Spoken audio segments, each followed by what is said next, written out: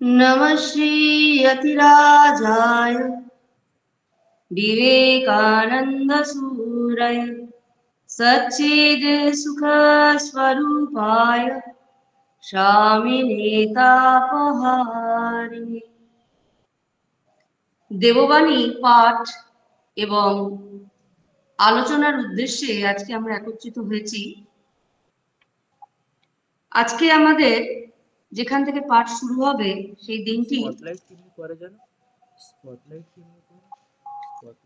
31শে জুলাই বুধবার। এর প্রথম অংশটি আমরা পাঠ করেছিলাম, আজ দ্বিতীয় অংশটি থেকে পাঠ শুরু হবে। স্বামীজি প্রধানত ভক্তি যোগের উপরেই তার পথনির্দেশ এবং আলোচনা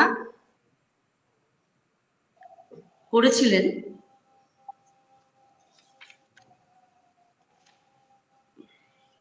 স্বামীজি বলছেন, ভক্তি যোগে বিশেষ প্রয়োজন এই যে অকপট ভাবে প্রবল ভাবে ঈশ্বরের অভাব বোধ করা। আমরা ঈশ্বর ছাড়া আর সবই চাই, কারণ বহির্জগৎ থেকেই আমাদের সাধারণ সব বাসনা পূর্ণ হয়ে থাকে। যতদিন আমরা আমাদের প্রয়োজন বা অভাববোধ জড়জগতের ভিতরে সীমাবদ্ধ, ততদিন আমরা ঈশ্বরের জন্য কোনো অভাববোধ করি না। কিন্তু যখন আমরা এই জীবনে চারিদিক থেকে প্রবল ঘা খেতে থাকি আর ইহজগতের সকল বিষয়ই হতাশ হই, তখনই উচ্চতর কোনো বস্তুর জন্য আমাদের প্রয়োজন বোধ হয়, তখনই আমরা ঈশ্বরের অন্বেষণ করে থাকি। স্বামীজি বলছেন যে ভক্তিযোগের বিষয়টি, এ বিষয়ে বলছেন ভক্তিযোগ বিশেষ প্রয়োজন এই যে ভক্তিযোগের প্রধান উদ্দেশ্য বা প্রধান বিষয়টি সম্পর্কে স্বামীজি বলছেন যে অকপট ভাবে ও প্রবল ভাবে ঈশ্বরের অভাববোধ প্রয়োজন। এর আগে রাজযোগে স্বামীজির যে আলোচনা ছিল তাতে আমরা শুনেছিলাম, সেখানে স্বামীজি বলছেন যে সেখানে কিন্তু স্বামীজি অন্তর্মুখ বা অন্তর্দৃষ্টির কথা বলছেন আমাদের জ্ঞানালোক বা আমাদের জ্ঞান জগৎ বা আমাদের চেতনা বা আমাদের যেটা আমরা আত্ম উপলব্ধি বলি, সবটি আমাদের অন্তরেই রয়েছে। তাই অন্তরের দৃষ্টি জাগরিত করো। আমার ভিতরেই অনন্ত জগৎ রয়েছে এবং এই আত্ম উপলব্ধির মধ্যে দিয়ে ওই উপনিষদ এবং বেদের যে মহাবাক্য অহম ব্রহ্মাস্মির কথা রাজযোগে স্বামীজি উল্লেখ করছেন। কিন্তু ভক্তি যোগে স্বামীজি বলছেন সেখানে কিন্তু ভক্ত অভাব বোধ করবেন।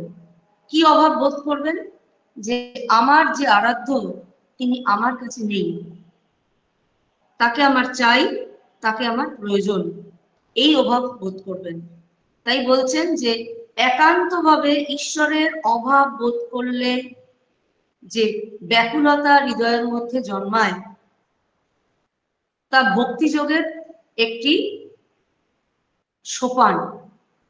আমরা ঈশ্বর ছাড়া আর সবই চাই, কারণ বহির্জগৎ থেকেই আমাদের সাধারণ সব বাসনা পূরণ হয়ে থাকে।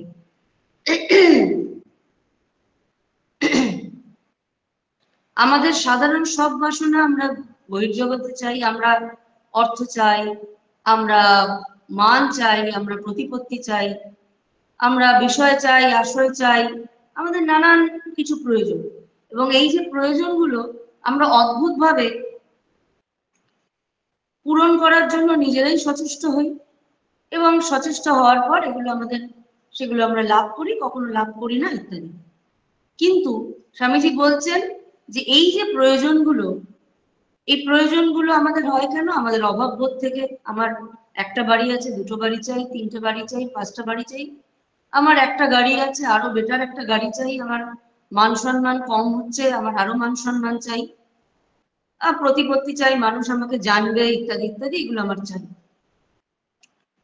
এই জড় জগতের ভেতরেই আমাদের এই বিষয়গুলো সীমাবদ্ধ হয়ে রয়েছে। এতদিন আমরা ঈশ্বরের জন্য কোনো অভাব বোধ করি না, অর্থাৎ ভক্তিযোগ, ভক্তির প্রভাব যতক্ষণ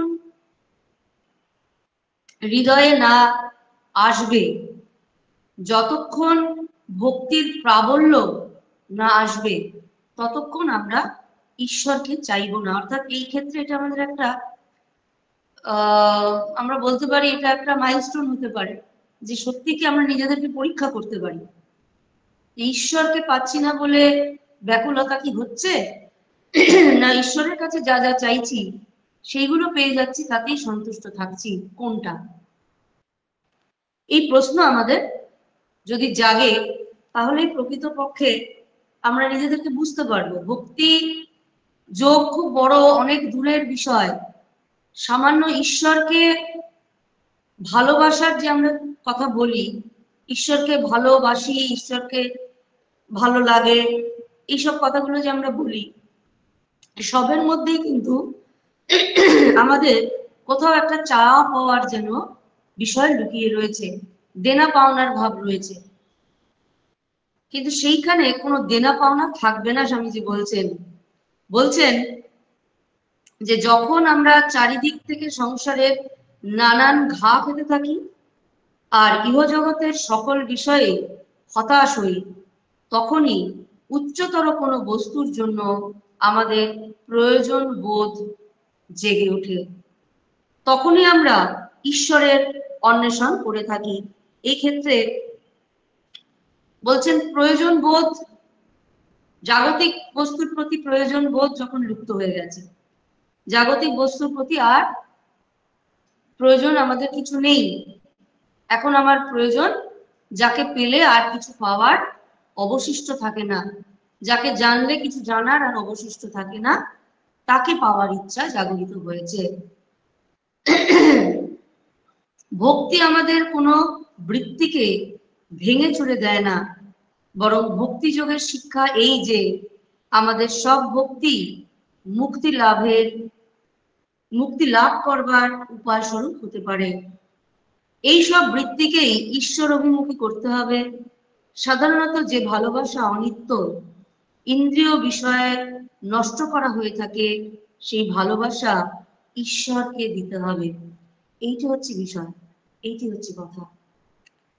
আমরা অনেক কিছু ভালোবাসি, আমাদের বেনারসি শাড়ি আমরা ভালোবাসি, আমরা বিভিন্ন নামি দামি হোটেলের খাবার খেতে ভালোবাসি, আমরা বেড়াতে যেতে ভালোবাসি, আমরা বিদেশ ট্যুর করতে ভালোবাসি, আমরা গান শুনতে ভালোবাসি, ইত্যাদি ইত্যাদি অনেক কিছু আমরা এরকম ভালোবাসি। আমরা বলি আমরা এগুলো খুব ভালোবাসি। স্বামীজি বলছেন এই অনিত্য বিষয়ের প্রতি যে ভালোবাসা, এই ভালোবাসাটাও কিন্তু একটা জড় বস্তু বুঝতে হবে। আর জড় বস্তুর লয় ক্ষয়, উৎস এবং শেষ দুটোই আছে। তাই ভালোবাসাটাকে আমরা কোথায় নষ্ট করছি? অনিত্য বস্তুর প্রতি নষ্ট করছি। এই জায়গার ব্র্যান্ডেড কাপড় আমি খুব ভালোবাসি, ওই জায়গার ব্র্যান্ডেড খাবার আমি খুব ভালোবাসি, ওই কথা শুনতে আমি খুব ভালোবাসি, ওইখানে বেড়াতে যেতে আমি খুব ভালোবাসি, একে আমি তাকে খুব ভালোবাসি, ওকে খুব ভালোবাসি। এই যে বিশেষ বিশেষ সীমাবদ্ধ ভালোবাসাগুলো, স্বামীজি বলছেন এই যে সীমাবদ্ধ ভালোবাসাগুলো আমাদেরকে, এই যে আমরা জায়গায় জায়গায় ভালোবাসাটাকে ছড়াচ্ছি অনিত্য বস্তুর প্রতি, খাবারের প্রতি, বস্তুর প্রতি, মানুষের প্রতি, বিষয়ের প্রতি, স্থানের প্রতি, এই যে ভালোবাসাগুলোকে যে আমরা ছড়িয়ে ফেলছি, স্বামীজি বলছেন যে ভালোবাসার কিন্তু শুরু আছে, শেষ আছে, এর একটা নির্দিষ্ট পরিমাণও আছে, সীমাবদ্ধতাও আছে। এটা যেমন আছে তেমন তোমার ক্ষয়ও হয়ে যেতে পারে। আমাদের ক্ষয় হয়ে যায়, শেষ হয়ে যায়, ফুরিয়ে যায়। তো যখন সেটা এসছে তখন ফুরিয়েও যেতে পারে, কিন্তু আমরা সেটা কি করি, সাধারণ অনিত্য ইন্দ্রিয় গ্রাহ্য বিষয়গুলির প্রতি সেই জায়গায় জায়গায় ভালোবাসাগুলোকে দিয়ে সেগুলোকে আমরা নষ্ট, স্বামীজি নষ্ট কথাটা ব্যবহার করছেন, বলছেন আমরা তা নষ্ট করে ফেলি। সেই ভালোবাসা ঈশ্বরকে দিতে হবে, মানে সবটি একত্রিত করে যেটা দাঁড়াবে সেটা ঈশ্বরকে দিতে হবে। স্বামী ঠাকুর বলছেন না যে 16 আনা ভক্তি, 16 আনা চাই, ঈশ্বর 16 আনা চান। এখানে একটু, ওখানে একটু, সেখানে একটু দিয়ে সেই ব্যবহার করছি আমি, কিন্তু ভাবছি যে ঈশ্বরকেও তো ভালোবাসি, ঠাকুরকেও ভালোবাসি, ওটাও ভালোবাসি, ওটাও ভালোবাসি, সিনেমা দেখতে ভালোবাসি, এইসবগুলো ভালোবাসি। এই করে করে ঈশ্বরকে তো ভালোবাসি, ঈশ্বরকে তেও ভালোবাসি না, ঈশ্বরকেই ভালোবাসি। এই ভাবটা স্বামীজি জাগরণের কথা বলছেন। তার মানে কি সকলের প্রতি নিষ্ঠুর হয়ে যেতে বলছেন, অমানবিক হয়ে যেতে বলছেন, মানুষের দুঃখে মুখ ফিরিয়ে রাখতে বলছেন না। যদি তুমি ঈশ্বরকে, স্বামীজি বলছেন, যদি তুমি ঈশ্বরকে সম্পূর্ণটা দিয়ে ভালোবাসতে পারো, 100% দিয়ে ভালোবাসতে পারো, তবে তুমি সকল কিছুকেই 100% দিয়ে ভালোবাসতে পারো। কারণ তিনি সর্বত্র, সর্বং খলিদং ব্রহ্ম।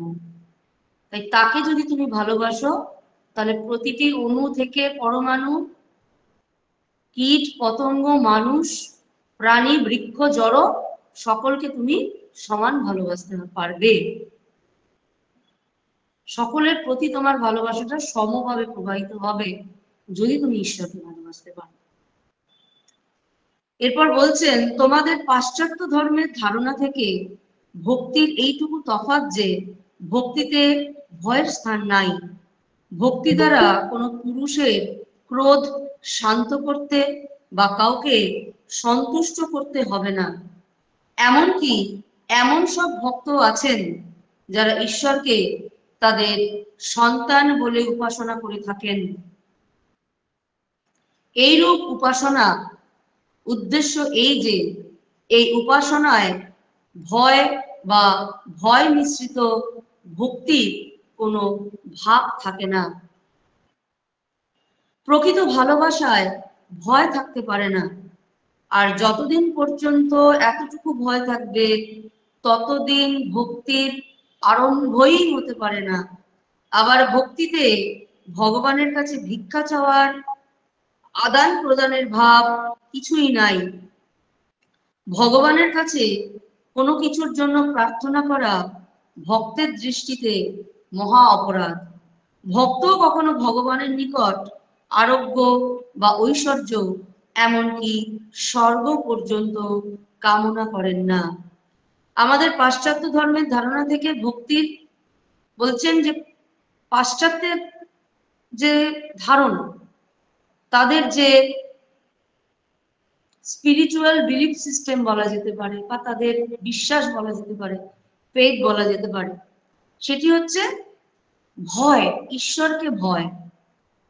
এই ভয়ের থেকে যে ভালোবাসা বা যে সম্ভ্রম, সেটা হচ্ছে তাদের বিশ্বাস বা তাদের ধর্ম আচরণ বলা যেতে পারে। স্বামীজি বলছেন ভক্তিতে ভয়ের কোনো স্থান নাই। প্রাচ্য সেই ভক্তির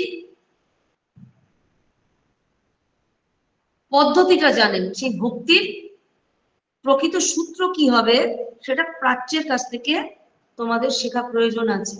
কারণ ভক্তের সেখানে ভক্তির ভক্ত সেখানে তার আরাধ্যকে ভয় পায় না, কখনো তাকে নিজের সন্তানের মতো শাসন করে,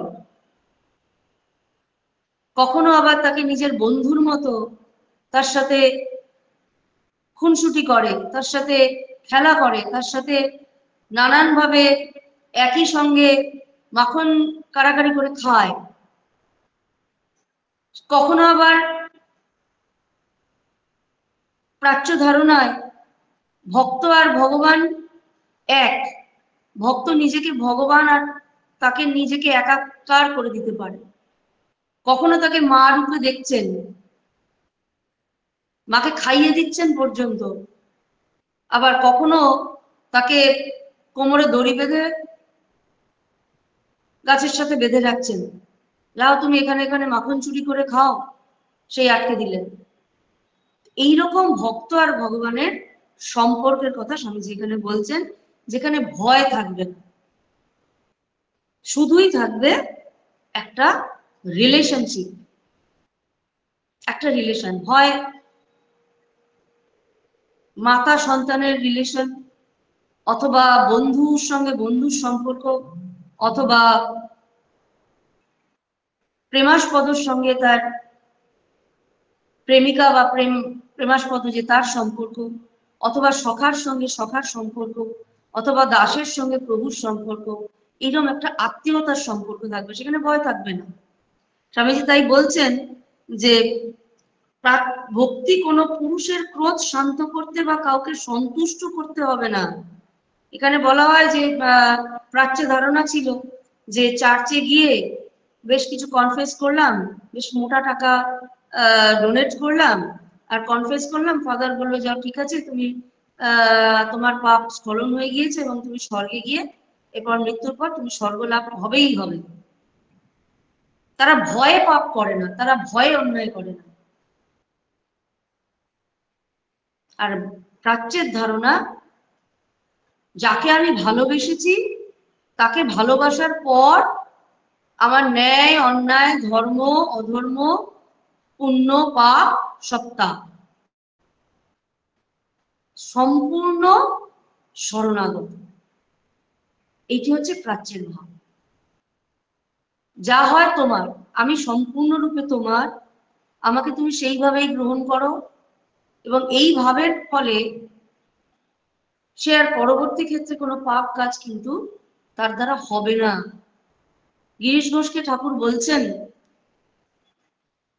যে ঈশ্বরের নাম করতে, গিরিশ ঘোষ বলছেন সারাদিনে আমার সময় কোথায়, একটু সময় বার করো। ঠাকুর বলছেন না, সময় নেই। দেখি সবার আগে একটুখানি সময় বার করো, 3বার হাততালি দিয়ে একটু ঈশ্বরের নাম করো, সেইটুকু সময় হবে কি তোমার? বলছে সেই সময় রাতে আমি কি অবস্থায় থাকি সেটা তুমি খুব ভালো করেই জানো, সজ্ঞানে তো থাকি না। আবার ঠিক আছে, ছেড়ে দে, কিছুই দরকার নেই, তুই আমাকে তোর বকলমাটা দিয়ে, কিচ্ছু প্রয়োজন নেই তোমার, বকলমা দিয়ে। এইরকম ভালোবাসা, এইরকম স্মরণ, তুমি আমার বকলমা নেবে, হ্যাঁ দিয়ে দেবে। তাতে আমি পাপ করলাম আমি পাপ করলাম না এসবের ভাবনাও থাকবে না, সবটাই তার শ্রীচরণে থাকবে। এই বোধের, এই ভাবের কথা স্বামীজি এখানে বলছেন। এরপর বলছেন ভক্তি দ্বারা কোনো পুরুষের ক্রোধ শান্ত করতে বা কাউকে সন্তুষ্ট করতে হবে না।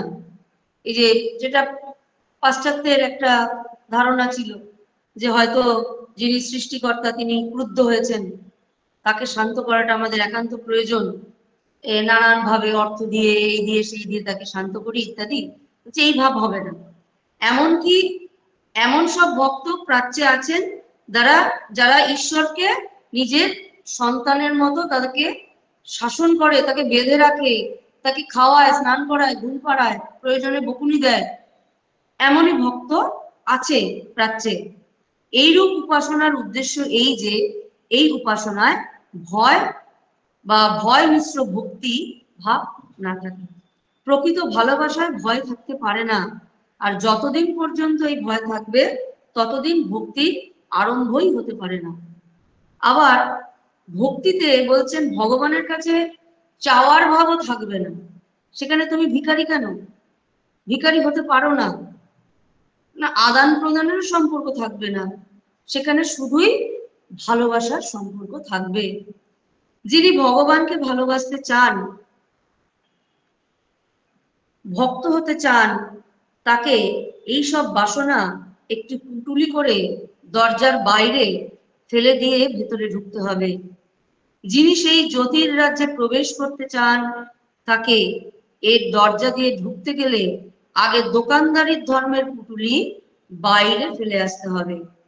এ কথা বলছি না যে ভগবানের কাছে যা চাওয়া যায় তাই পাওয়া যায় না, সবই পাওয়া যায়, কিন্তু এইরূপ প্রার্থনা করা অতি নিচু দরের ধর্ম, ভিখিরির ধর্ম। স্বামীজি বলছেন যে এমন ধর্ম, যে ধর্মটি এই যে চাওয়া পাওয়ার যে ধর্ম, চাওয়া পাওয়ার যে সম্পর্ক, এটি ভিখিরি। এতে যিনি এই জ্যোতির্রাজ্যে প্রবেশ করতে চান, যিনি ঈশ্বরকে চান, তিনি এই চাওয়া পাওয়া বা এই দোকানদারির ধর্ম অন্তত সে করবে না। এ কথা বলছি না যে ভগবানের কাছে যা চাওয়া যায় তা পাওয়া যায় না, অবশ্যই পাওয়া যায়, তিনি যা তার কাছে চাওয়া যায় তিনি দেন, কিন্তু এই প্রার্থনা করা অতি নিচু দরের ধর্ম, বলছেন এটি ধর্মটা নিচু দরের, ভিখিরির ধর্ম। খালি দাও খালি দাও, এই প্রার্থনাটা হলো ভিখিরির ধর্ম। উষিত্বা জাহ্নবী তীরে উপম খনতি দুর্মতিহি, অর্থাৎ সে ব্যক্তি বাস্তবিকই মূর্খ, যিনি গঙ্গা তীরে বাস করে জলের জন্য আবার কুয়া খনন করেন। এইসব আরোগ্য, ঐশ্বর্য, ঐহিক অভ্যুদয়ের জন্য প্রার্থনাকে ভক্তি বলা যায় না, এগুলো অতি নিম্ন স্তরের কর্ম। ভক্তি এর চেয়ে উঁচু জিনিস। আমরা রাজার সামনে আসবার চেষ্টা করছি, সেখানে আমরা ভিখিরির বেশে যেতে পারি না। যদি আমরা কোনো মহারাজের সম্মুখে উপস্থিত হতে ইচ্ছা করি, ভিখিরির মতো ছেঁড়া ময়লা কাপড় পরে গেলে সেখানে কি ঢুকতে দেবে? কখনোই নয়। দারোয়ান আমাদের ফটক থেকে বার করে দেবে। ভগবান রাজার রাজা, আমরা তার সামনে কখনো ভিক্ষুকের বেশে যেতে পারি না। দোকানদারের সেখানে প্রবেশ অধিকার নেই, সেখানে কেনা বেচা একেবারেই চলে না। তোমরা বাইবেলেও পড়েছ, যিশু ক্রেতা বিক্রেতাদের মন্দির থেকে বার করে দিয়েছিলেন। ওই এখানে বলছেন যে ওই দরদাম করে এত টাকার ডালা দিয়ে এত আশীর্বাদ পাবো, এত টাকার ডালা কনফেস করে এত টাকা ডোনেশন দিলে পরে আমার এত কিলো ধর্ম লাভ হবে, এই বিষয়ে স্বামীজি ভীষণভাবে বারণ করছেন এবং বলছেন এই পুণ্যবৃত্তি, ভিক্ষাবৃত্তি একেবারেই করা উচিত নয়। তুমি তার কৃপা প্রার্থনা করতে পারো, কিন্তু ভিক্ষুকের মতো তার কাছে চাইতে পারো না, এবং ওই ব্যবসাদারদের মতো তার কৃপাকে তুমি অর্থ দিয়ে কিনতে পারো না, সেই দুঃসাহস তোমার করা উচিত নয়। সুতরাং বলাই বাহুল্য যে ভক্ত হবার জন্য আমাদের প্রথম কাজ হচ্ছে স্বর্গাদির কামনা একেবারে দূর করে দেওয়া। এইরূপ স্বর্গ এই জায়গারই, এই পৃথিবীরই মতো, না হয় এর চেয়ে একটু ভালো। খ্রিস্টানদের স্বর্গের ধারণা এই যে সেটা একটা তীব্র ভোগের জায়গা। তা কি করে ভোগ করতে পারে? এই যে সব স্বর্গে যাওয়ার বাসনা, এ সুখভোগেরই কামনা। এ বাসনা ত্যাগ করতে হবে। ভক্তের ভালোবাসা সম্পূর্ণ বিশুদ্ধ ও নিঃস্বার্থ হওয়া চাই। নিজের জন্য ইহলোকে বা পরলোকে কোনো কিছু আকাঙ্ক্ষা করা হবে না। বলছেন যে এই যে স্বর্গাদির কামনা, একটা খ্রিস্টানদের মধ্যে একটা ধারণা ছিল, এর আগে আমি বললাম যে ওই স্বর্গের টিকিট কিনে কনফেস করা হলো আমি এই পাপ করেছি, তারপর একটা মোটা অঙ্কের একটা টাকা দেওয়া হলো এবং বললো আমি স্বর্গের টিকিট পেয়ে গেছি, এবার স্বর্গে যাব। কেন স্বর্গে যাব না, সেখানে আমি অনন্ত সুখ ভোগ করবো, অনন্ত স্বাচ্ছন্দ্য লাভ করব। আমরা জানি নচিকেতাকে ধর্মরাজ যে প্রলোভন দিয়েছে যে অনন্ত তুমি যৌবন ভোগ করছো, অনন্ত রাজ্য ভোগ করছো, অনন্ত তুমি আহ রাজ্য ভোগ করবে, বিলাসিতার মধ্যে তুমি ডুবে থাকবে, অনন্ত সুখ ভোগ করবে, ইত্যাদি ইত্যাদি, এই প্রলোভন গুলো দেখিয়েছিল। ঠিক ওই রকমই প্রলোভন, স্বর্গের প্রলোভনটা ওই রকম। স্বর্গ লাভ মানে ঈশ্বর লাভ নয়, কিন্তু সেটা বলছেন। এই যে সুখ ভোগ, এই স্বর্গের ধারণায় স্বর্গ যাওয়া মানে, স্বর্গ লাভ করার ইচ্ছা মানে সেটি তুমি একটা বেটার ওয়ার্ল্ড, যেখানে তুমি বহুদিন ধরে সুখ ভোগ করতে পারবে, যেখানে তুমি বহুদিন ধরে তোমার যৌবন থাকবে, বহুদিন ধরে তোমার বিলাসিতা তুমি করতে পারবে। এইটা এই সুখ ভোগের কামনা থেকে স্বর্গে বাসনার একটা, স্বর্গীয় লাভের একটা বাসনা থাকে। এই বাসনা ত্যাগ করতে হবে। এই যে কথাটা স্বামীজি বলছেন যে এই বাসনা ত্যাগ করতে হবে। প্রাচ্যে এই ত্যাগ বিষয়টি, ত্যাগ এই বিষয়টি খুব প্রচলিত একটি ধারণা যে ত্যাগ করো, ত্যাগ করলেই তুমি সেই পরমাত্মার কাছে পৌঁছতে পারবে বা সেই চরম উপলব্ধি তোমার হবে। কিন্তু এই যে ত্যাগ করো এই বিষয়ে কিন্তু মিশনারিজরা বা পাশ্চাত্যদের কাছে এর আগে কোন রকম কোনো বার্তা পৌঁছয়নি যে ত্যাগ করো। ভক্তের ভালোবাসা সম্পূর্ণ বিশুদ্ধ ও নিঃস্বার্থ হওয়া চাই। এই যে নিঃস্বার্থপরতা, এটাও কিন্তু এই শব্দটাও তাদের কাছে সম্পূর্ণ একটা নতুন দিকের উন্মোচন ঘটিয়েছিল। আমরা জানি পরবর্তী ক্ষেত্রে স্বামীজির আহ্বানে কত মানুষ তাদের সর্বস্ব নিয়ে এবং তাদের সমস্ত রকমের সুখ ভোগ লালসা আত্মীয় পরিজন ত্যাগ করে ভারতবর্ষে চলে এসেছিলেন শুধুমাত্র স্বামীজির এই আহ্বানে, স্বামীজির সঙ্গে স্বামীজির আদর্শকে ধরে স্বামীজিকে ধরে জীবন কাটাবেন বলে। কারণ এই নিঃস্বার্থপরতা আর ত্যাগ এই দুটো শব্দ তাদের কাছে স্বামীজি প্রথম বই নিয়ে গিয়েছিলেন এবং ধর্মের যে দুটো ভিত্তি ত্যাগ আর নিঃস্বার্থপরতা সেইটা কিন্তু তাদেরকে প্রথম তার আনন্দ, যে ত্যাগের আনন্দ, এই নিঃস্বার্থপরতার আনন্দ কি সেটা স্বামীজি প্রথম তাদের কাছে ডিসকাস করেছিলেন। নিজের জন্য ইহলোকে বা পরলোকে কোনো কিছু আকাঙ্ক্ষা করা হবে না এবং বলছেন নিজের জন্য কিছু তোমরা আকাঙ্ক্ষা করো না।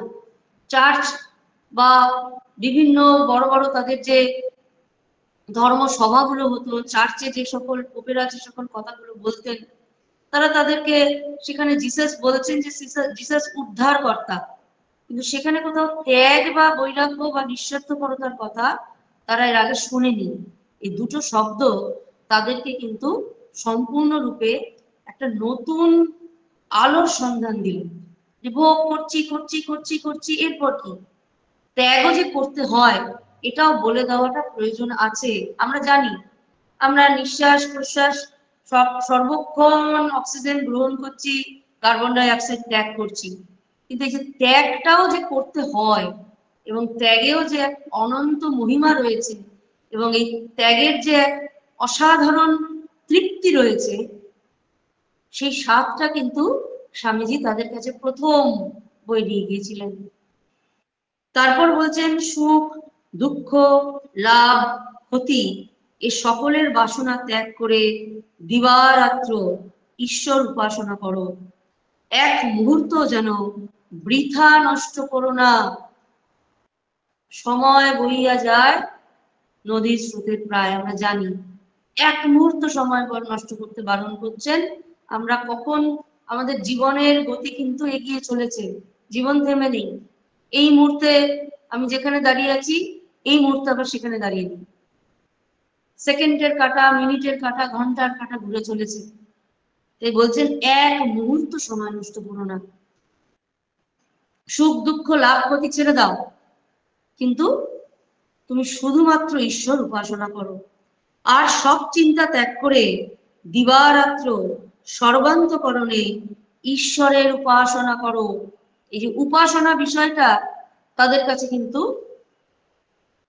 নতুন। উপাসনা কি, তারা এতদিন প্রেয়ার করেছে, কি প্রেয়ার করেছে? ঈশ্বর তুমি সুন্দর, ঈশ্বর তুমি ভালো, ঈশ্বর তুমি আমাদের মঙ্গল করো, তুমি মঙ্গল কর্তা। কিন্তু শুধুমাত্র ঈশ্বরকে পাওয়ার জন্য যে ঈশ্বরের উপাসনা করা যায় সেটা স্বামীজি তাদেরকে বললেন। এইরূপ দিবারাত্র উপাসিত হলে তিনি নিজ স্বরূপ প্রকাশ করেন, তিনি তার উপাসকদের শক্তি দেন যাতে তারা তাকে অনুভব করতে পারে। অর্থাৎ তার কৃপা তোমরা অনুভব করেছো, তার স্নেহ তোমরা অনুভব করেছো, কিন্তু তাকে কি অনুভব করেছো? পারো নাই। স্বামীজি বলছেন এইবার পারা প্রয়োজন, এইবার তোমাদের তাকে অনুভব করতে হবে। আর তাকে অনুভব করার সর্বোৎকৃষ্ট পথ হলো দিবারাত্র তার উপাসনা করো। নিঃস্বার্থ ত্যাগী উপাসক হও, তবে তাকে অনুভব করতে পারবে। তার কৃপা অনুভব অনেক করেছো, তার স্নেহ অনুভব অনেক করেছো।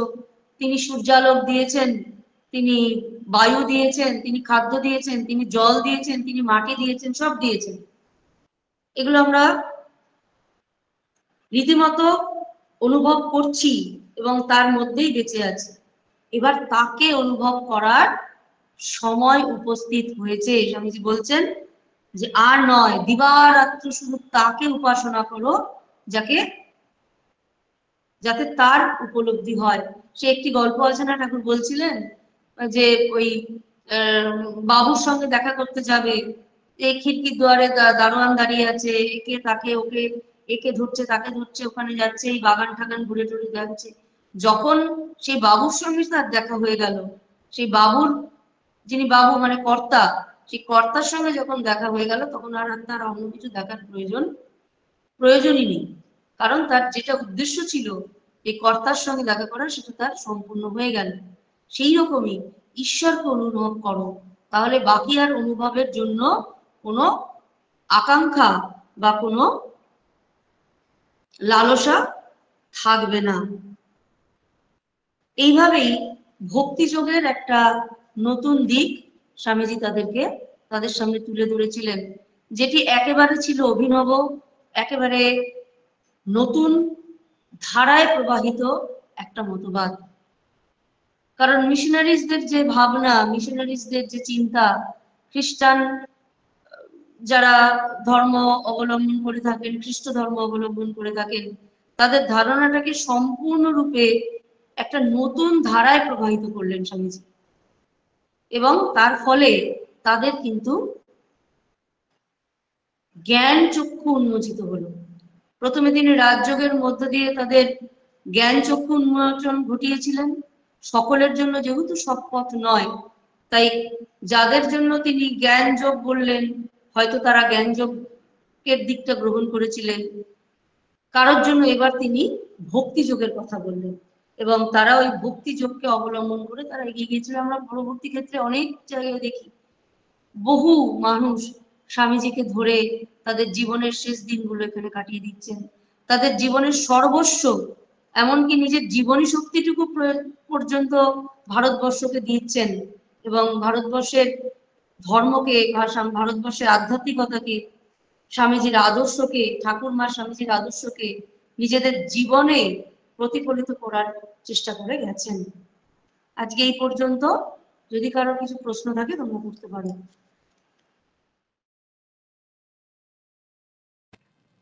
প্রণাম নেবেন মাতাজি। মাতাজি, আমি অপরাজিতা পাল বলছি।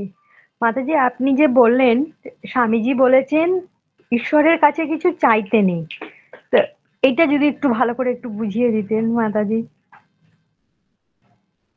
মানে আমরা আমরা যখন বলবো তখন ঈশ্বরকে, আমরা যদি পরিবারের জন্য যে আমরা ভালো মন্দ চাই, এটাও কি মাতাজি ওই চাওয়াটার মধ্যেই পড়ে, না এটাও করব না? স্বামীজি বলছেন ঈশ্বরের কাছে, এটা কিন্তু তাদের জন্য বলছেন। এবার বুঝতে হবে তারা কিন্তু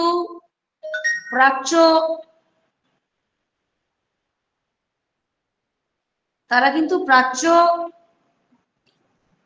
ধর্মের বা প্রাচ্য এই কনসেপ্ট, যেটা স্বামীজি ভক্তি যোগের কথা বলছিলেন, যে প্রাচ্য ভাব বা প্রাচ্য কনসেপ্ট তাদের নেই। ভক্তি যোগ বিষয়টা তাদের মধ্যে ছিল না। তাদের একটা ভয় মিশ্রিত শ্রদ্ধা ছিল ঈশ্বরের প্রতি। তাই বলছেন যে তোমরা শুধু রাজার কাছে রাজাকে ভালোবাসো না, শুধু রাজার কাছে চাইতে যাও, এরকম প্রজা হয়েও না। রাজার কাছে এটা চাই ওটা চাই, আমাদের কর্মকুব করে দাও, হয় না? যদি আমরা দেখি আগেকার দিনে বহু প্রজাই ছিল যে আমাদের কর্ম মুকুব করে দাও, আমাদের খাজনা কমিয়ে দাও, আমাদের এই করে দাও, সেই কথা শুধু রাজার কাছে গিয়ে চাইছে। রাজাকে ভালোবাসছে না কেউ, রাজাকে কেউ বলছে না যে যে রাজা আপনি আপনি একটু সুস্থ থাকুন, ভালো থাকুন। এই রাজাকে ভালোবাসার বিষয়টা কোনো প্রজার মধ্যে নেই। তা রাজার প্রতি সেই প্রজাদের বিষয়ে কেমন মনোভাব, না ওই রাজা আমাদের পালক, তার কাছে আমরা শুধু চাইবো, তিনি দেবেন, যদি দেন ভালো, আর না দিলে তিনি খারাপ। এইরকম মনোভাব পাশ্চাত্যের ধর্মভাবটাও, আধ্যাত্মিকতার ভাবটাও, বিশ্বাসটা অনেকটা সেইরকম। এগিয়ে চাইছে শুধু, তুমি টাকা দিচ্ছি, তুমি আমাকে আমার পাপ স্খলন করে দাও, এই দাও সেই দাও। আর প্রাচ্যের ভাবটা হলো, স্বামীজি বলছেন যে প্রাচ্যের ভাবটা হচ্ছে সম্পর্ক পাতিয়ে ফেলা।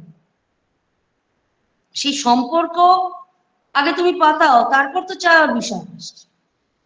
আর আমাদের বিষয় মানে চাওয়ার বিষয়টা তখনই আসবে তুমি যখন সম্পর্ক পাতিয়ে ফেলতে পারবে। রাজার কাছে গিয়ে শুধুই চাইবে চাইবে, এইরকম না। আগে তুমি তার নিজের, তিনি যে তোমার নিজের মানুষ, নিজের আত্মীয়, নিজের পরিচয়, নিজের একান্ত আপন, সেই বোধটা আগে তোমার মধ্যে জাগরিত করো, তারপর তুমি চাও এইটা।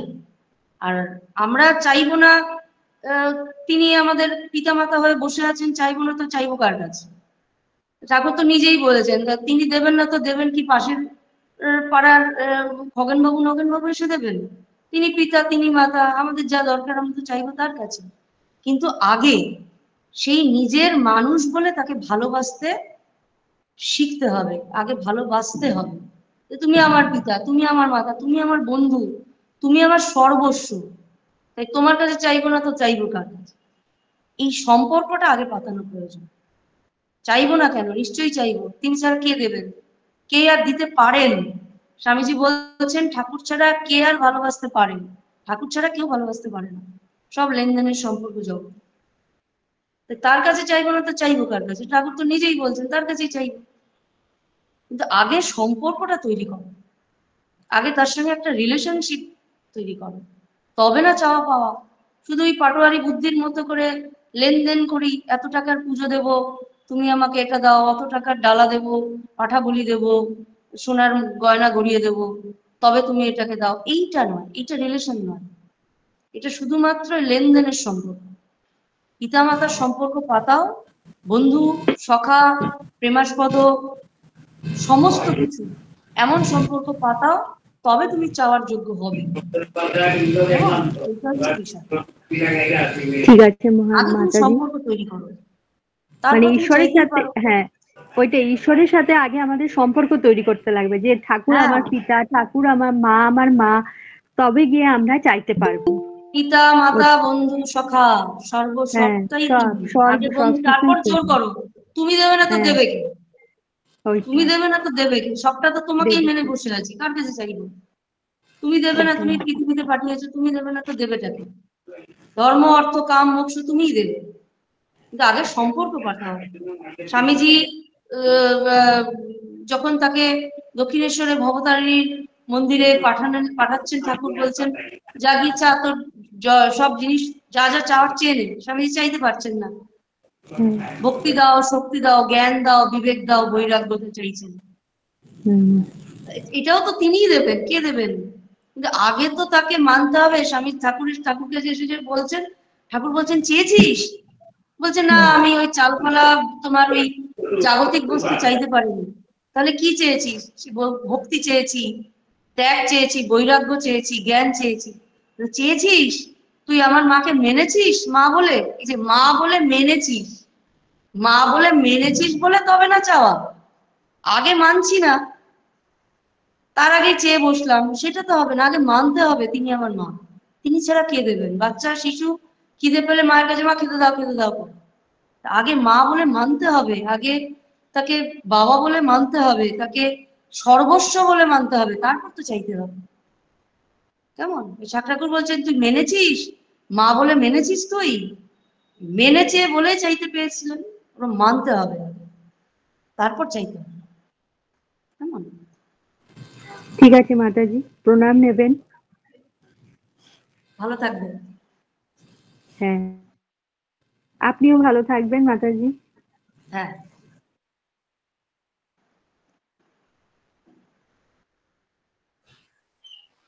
মাতাজি, আমার একটা প্রশ্ন আছে, যেমন হচ্ছে যে বলো।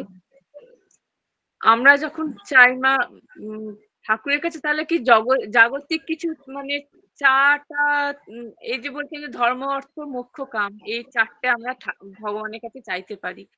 তাহলে যে আমরা মানে আবার মুক্তির জন্য মানে ভক্তি মুক্তি এই জন্য চাই, কিন্তু অনেক সময় আমরা যেমন জাগতিক চাহিদাও তো আমাদের কাছে কোনো অসুবিধা হলো তো তখন আমরা ঠাকুরের কাছে যে চাই, তাহলে সেটা আর এর মধ্যে মাথায় যে একটা চাইবে পার্থক্য। না কেন?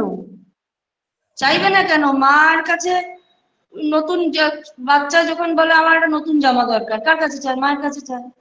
মা এটা আইসক্রিম খাবো, মায়ের কাছে চায়। মা খিদে পেয়েছে এই খাবো, মা পিৎজা খাবো, মা আজকে কার কাছে চাইবে? মায়ের কাছে তো চায়। তা আমরা তো মায়ের কাছেই চাইবো, ঠাকুরের কাছেই চাইবো। কার কাছে চাইবো? আমাদের কে আছেন? তিনি ছাড়া আর কেউ নেই, তিনিই আছেন। এইটা আগে মানতে হবে, তারপর তো চাইবো। কার কাছে চাইবো? আমাদের কে আছে তিনি ছাড়া? তিনি পৃথিবীতে পাঠিয়েছেন, তাকে ছাড়া আর কার কাছে চাইবো? কিন্তু ওই যে তিনি সব, তিনি সব হয়ে আছেন, আর এইটা তো আগে মানতে হবে, তবে না চাইতে হবে। ঠিক চাইবো না কেন? কে দেবে? তার সন্তান আমরা, তার কাছে চাইবো না? কার কাছে চাইবো?